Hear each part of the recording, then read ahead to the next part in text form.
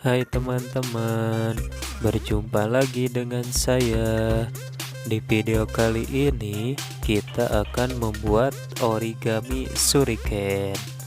Tapi sebelumnya jangan lupa like, comment, and subscribe ya. Seperti biasa, siapin dulu kertas origaminya.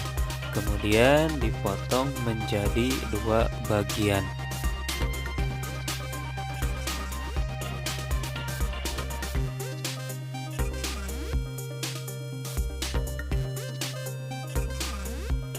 Oke, sekarang kita mulai caranya.